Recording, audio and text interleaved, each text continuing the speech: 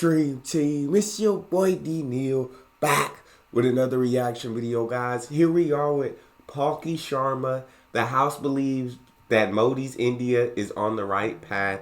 Y'all know that I don't know much about politics in the USA, much less politics in India. But this video was a suggestion from a good friend of mine. He's actually took over my thumbnails, so y'all thank him for the better looking thumbnails. But here we go. Before we dive in, make sure y'all subscribe, ring notification bell, get a video a thumbs up, and let's hear the speech.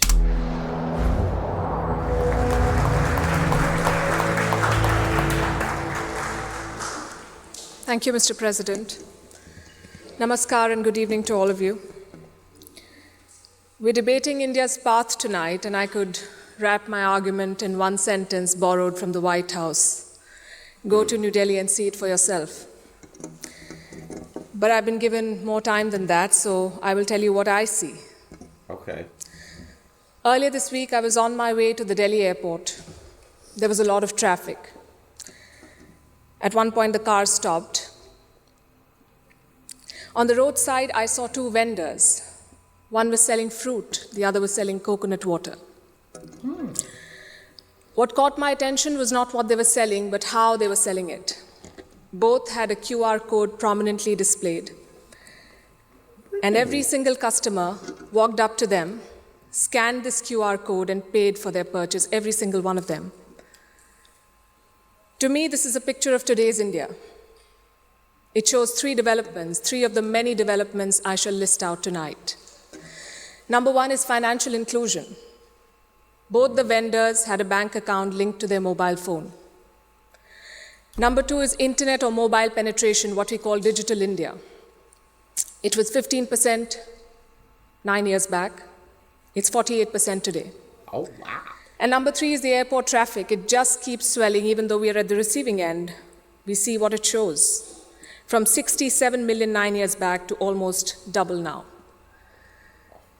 To me, these things signify the path that India is on. The previous speakers have defined the motion well, but in case the evening drinks have kicked in, let me repeat. This House believes Modi's India is on the right path. And how do you determine if the path is right or wrong? You look at numbers, data, surveys, reports. Yeah. I shall refer to all of these as I make my arguments. But I also want to dwell on something that's more personal, more important, I think, yet unquantifiable. I'm talking about the experience of living in today's India. I have lived in many Indias. The wary India where exciting policies and positions were abandoned. The self-doubting India, where decisions were taken based on global opinion. And today a more confident India where the world comes for leadership and inspiration. You cannot put a premium on that. Facts. Indians are more prosperous at home and hence more confident abroad. Let me also tell you what I saw at the airport here in London, at the immigration counter. I really like this argument so far. To me, so far, just 3 minutes in, it definitely does seem like India is on the right path. I like the vendor argument she made in the beginning. That's awesome, right? On the way to the airport, got coconut juice, you got fruit. Both vendors have a QR code. It's making it so much easy for the customer. And it does show like digital improvement. I assume 9 years back, she said 15% to now over 40%. That's incredible numbers. Airports doubled. It's crazy, like number of people, traffic going to airports, I assume is what she's meaning. Doubled. But more so, she said, I like when people give personal anecdotes. Although I know, like, when it comes to debates, I mean, personal anecdotes aren't, like, they don't justify arguments or anything. But I do like her giving personal anecdotes of how she sees life in India and how she's lived life in India right now and how she just feels like everything is on the right path. How, right, India... You self-doubting India where they took advice globally and did what was told. But now India are what other leaders from other countries, now they come to India for advice. You feel me? And so I think this is awesome so far. Let me also tell you what I saw at the airport here in London, at the immigration counter. I saw Indians proudly flaunting their passport, none of the fidgeting or self-doubt of the last century. And if I may add, the immigration officer almost looked impressed. She was either a fan of India or just worried that she was holding up one of Rishi Sunak's relatives. We are proud of what we share with the world. Bollywood, masala chai, yoga, cricket. India today is a soft power giant. At the same time, India is not a timid democracy that tolerates terrorism or betrayals. When Pakistani terrorists attacked Kashmir's Pulwama, India carried out surgical strikes on Balakot. Today's India is not a pushover country. It's a world power denied. Today, invasions and colonialism are part of our history, not our identity. We are shaped by years of subjugation, not defined by them. We are excited about our global responsibilities, not wary of them. This change in confidence comes from growth at home. Which brings me to the numbers. I'll start with India's welfare state system and how it has fared in the past decade. 110 million new gas connections, 470 million bank accounts, 220 million insurance beneficiaries. And to be fair, the welfare concept is not new to India. It's been there for a while. What's new is the approach. It's not just about putting more money in the pocket, it's about empowering people. And the result, once again, the evidence shows in the numbers. Not just about putting money in the pockets, it's about empowering the people. I love the way that she stated that. I 100% agree with that statement. You have to be able to empower the people. And the result, once again, the evidence shows in the numbers. India's per capita income has gone from 86,000 rupees in 2014 to 172,000 rupees now. It has doubled. God dang! And a big reason for that is the falling inflation. From more than 8% 9 years back to less than 6% today. And this, ladies and gentlemen, is in the middle of a global cost of living crisis. Facts. Foreign direct investment is at its highest level. Foreign trade is at its highest level. The growth mantra is connectivity. And I don't have to tell the British that. First thing you did in your colonies was build roads and railways. Our growth story has been about two Indias. The urban India, the bustling urban India, and a sluggish rural India. Today we are trying to connect the two. We are building more than 38 kilometers of highway every day, which is 50% more than what it was 7 years ago. The number of airports has doubled since 2014. The total capacity at seaports has doubled. This connectivity is what is driving India forward. You mentioned GST. Our constitution calls India a union of all states, which is a great tribute to our diversity. But it also meant 28 different state economies, different taxes, different trade practices. This government tried to unify it to create a single Indian market. Like that. It took time. But the result is this today. Tax collection is at its highest ever. The number of taxpayers has doubled since 2017. I have a lot of data I could go on, but you get the drift. So now I'm going to talk about... That's what I was about to say. She not only gave you personal anecdotes, but she definitely gave you all the numbers that show India's on the right path, that show improvement, that show numbers even doubling. The income, the household per capita, household per capita, was that the numbers? 86,000 to 172,000, actually doubling. I mean, like I said, I don't know much about politics. I don't know about U.S. politics, much less India politics. But just based off this video and the numbers that she's given us, it definitely, to me, sounds like India is 100% on the right path. It definitely, to me, sounds like there's improvement going on. And know what I'm saying? The Indian people are becoming more and more empowered. Absolutely love that. I have a lot of data I could go on, but you get the drift. So now I'm going to talk about India's global position. Okay. Because your path is also about your role in the world. Are you a troublemaker or a consensus builder? I think there is no doubt as to where India stands. India is a member of the Quad and the SCO. India is invited to the G7 but is also a member of the BRICS.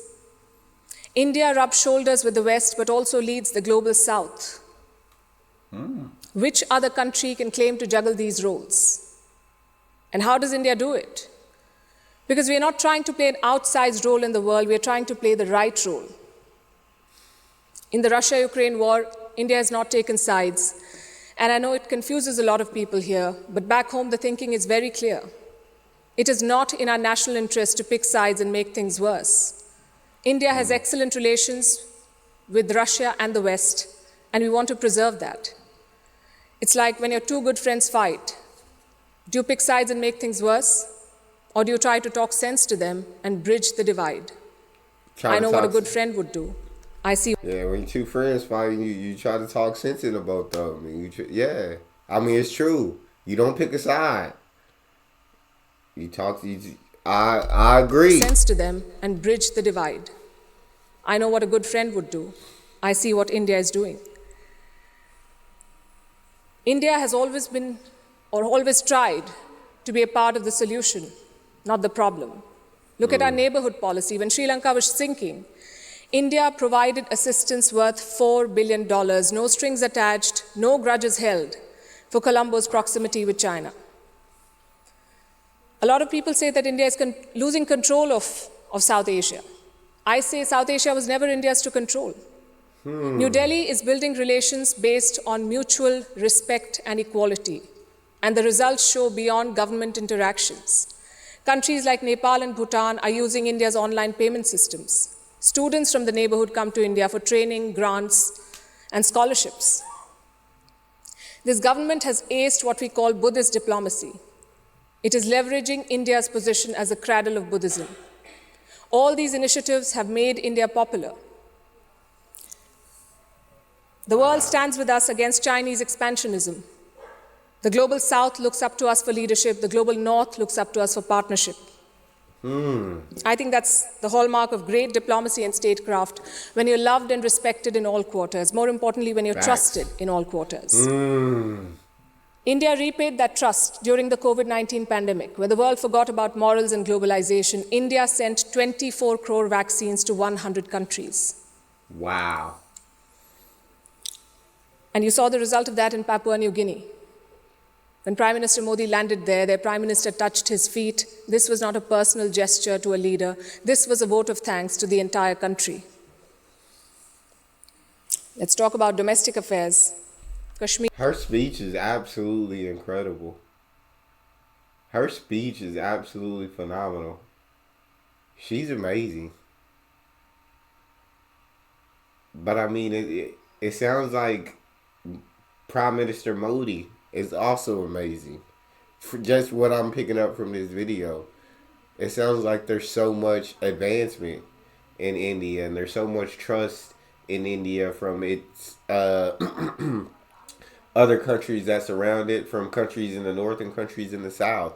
They built great relations. They built trust, and it sounds like they're. I mean, it just sounds like they're truly on the right path. Y'all talk to me in the comment section, though. Tell me how y'all feel. I live over here in the U.S., so I don't know everything that goes on in the world. I don't even know what goes on in the U.S. Tell me how y'all feel. I would love to know. Let's talk about domestic affairs. Kashmir was brought up. This government abrogated Article 370. Today, Kashmir's economy is doing much better. 1.8 crore tourists visited the valley in the last year. That's the highest ever in Indian history, 1.8 crore. Kashmir is getting its first ever foreign direct investment, and that too from a company in the UAE.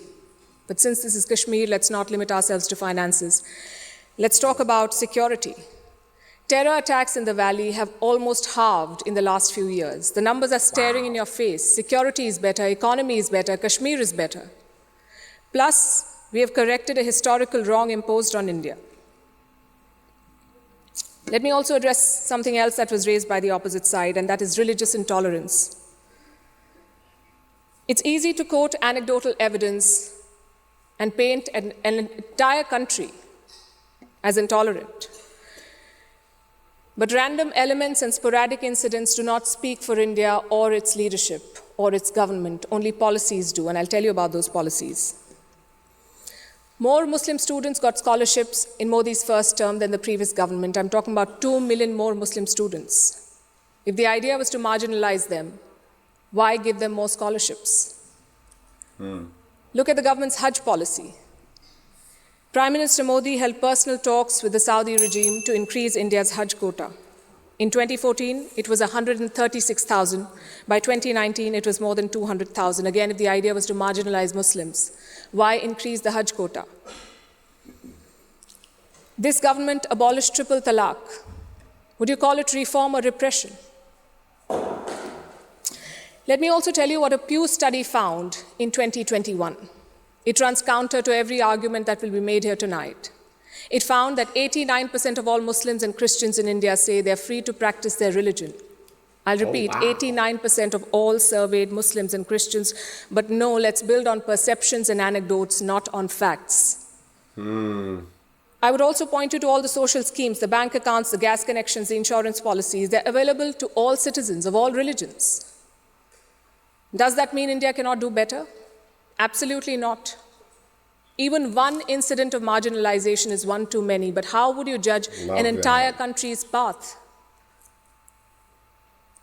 She's In fact, amazing. it struck me when I was invited for this event, why would Oxford University be interested in debating the path of Modi's India?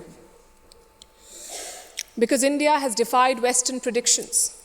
It's the world's largest democracy charting its own course. India today has shed the burden of trying to comply with Western constructs. No amount of lecturing or virtue signaling is shaking India's confidence, and that is what unsettles critics. There are hit-and-run experts with no accountability who make pronouncements based on their political leanings to create an anti-India narrative. GDP growth won't touch 5%. There was corruption in the Rafale deal. The government was snooping in opposition parties using Pegasus. All of these make for juicy headlines. And they make it look like everything is wrong in India. But when a Supreme Court investigation finds no wrongdoing, when India's growth crosses 7%, who is questioning these experts? When an 85% Hindu... Who is questioning these experts? Yes, I absolutely love it, dog. She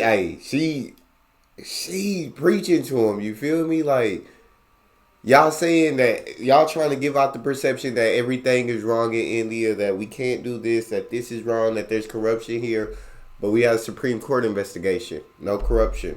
The percentage you said we wouldn't pass, we passed that. You feel me? So who's questioning them? And all of this that they're saying, they're not presenting factual. They're not presenting facts. And they're trying to give a false narrative of what India is. Who's questioning them? Who is questioning these experts? When an 85% Hindu majority Karnataka votes out the BJP, is the West then lauding India's secular credentials?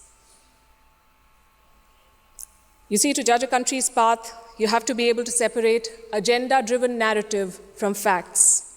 In conclusion, let me say this. For any country in the world, there is always a wrong path. Enough dictators and autocrats have shown us, but there is no single right path. Britain has its own right path. India has its own right path. As long as democracy is respected, as long as the Constitution is respected, I would say to each their own. It is wrong to judge one country on the parameters of another. And that has been the beauty of India since 2014. We've uplifted 140 million people out of poverty. We did so while conducting free and fair elections, dozens of them. We did so while protesting, debating, and dissenting.